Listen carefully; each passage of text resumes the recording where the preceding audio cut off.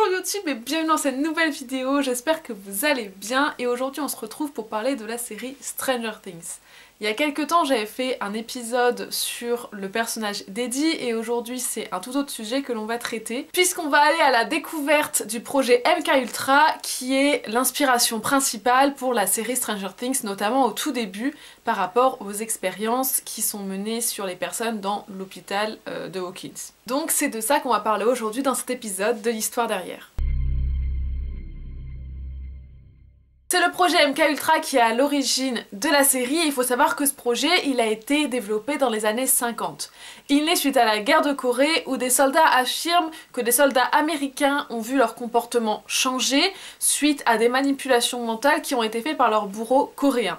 Ces manipulations elles ont été possibles parce que les Russes ont aussi aidé les Coréens à expérimenter sur les soldats américains et donc pour lutter en même temps contre l'URSS, c'est là que les États-Unis décident de mener à bien leurs propres expériences pour manipuler les personnes. Le gouvernement américain fait appel à la CIA pour développer ce projet et il consacrera même 6% de son budget. Ce projet, comme on peut le voir dans la série et comme il est assez connu, il vise à développer vraiment des capacités extraordinaires chez les personnes en alliant la manipulation et des produits illicites. Le but c'était vraiment de s'en servir pendant la guerre froide et donc c'était à base de développement de contrôle mental en prenant toutes sortes de psychotropes, notamment le LSD qui est le plus connu. Il y a eu plusieurs programmes avant le programme MKUltra puisqu'il y a eu d'abord le programme Bluebird qui était de 1951 à 1953 et celui-ci visait à créer un sérum de vérité en alliant LSD et manipulation mentale. Il y a eu ensuite le programme Articock qui lui était de 1951 à 1963, donc il a duré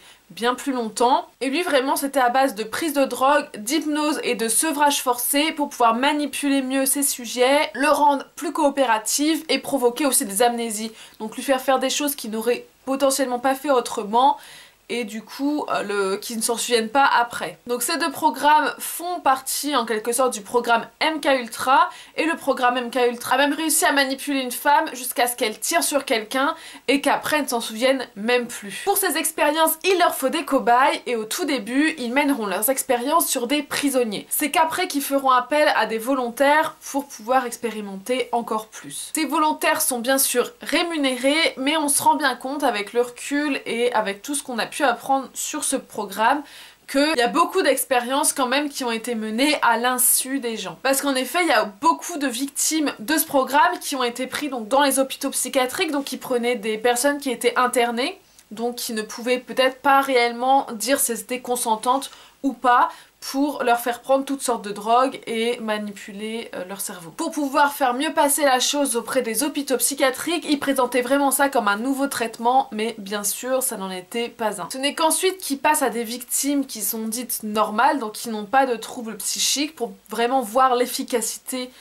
de leur programme, et donc ils passent à des prostituées, des membres de la CIA même, des membres de l'armée, des toxicomanes, etc., etc. Donc toutes ces personnes prennent de la drogue à leur insu et en plus des drogues et de l'hypnose, ils subissent même parfois des chocs électriques. Ça c'est pour les victimes qui sont plutôt consentantes, mais sinon c'est vraiment la prise de drogue. On a vraiment une mort qui est vraiment suspecte et qui pourrait venir confirmer cette hypothèse comme quoi les drogues ont été mises à l'insu des personnes, puisqu'on a la mort du chimiste Frank Olson qui est membre de la CIA et on retrouvera dans son organisme lors de l'autopsie du LSD qu'il aurait pris à son insu. Et c'est le 3 août 1977 que le sénateur Kennedy confirme cette rumeur en disant « Le directeur adjoint de la CIA a révélé que plus d'une trentaine d'universités et d'institutions participaient à un programme d'essais approfondis comprenant des tests de drogue dissimulés sur des citoyens inconscients à tous les niveaux sociaux, hauts et bas, donc par rapport aux membres de la CIA, tout comme les prostituées, et américains, indigènes et étrangers. Plusieurs de ces tests impliquaient l'administration de LSD à des sujets involontaires dans des situations sociales. Donc c'est vraiment ce qui vient confirmer que toutes ces expériences ont été menées à l'insu des personnes. Un peu plus tôt que le sénateur Kennedy ait confirmé en 1977 toutes les rumeurs qui circulaient à ce sujet, il faut savoir qu'en 1973, tous les dossiers avaient été détruits sous l'ordre du directeur de la CIA qui est Richard Helms. Et donc en 1977, on retrouve plusieurs dossiers qui ont été oubliés dans la destruction de tous les dossiers que comprenait le programme MKUltra. Et c'est le New York Times qui sortira ces rumeurs comme quoi il y a eu des expériences illégales sur des citoyens américains.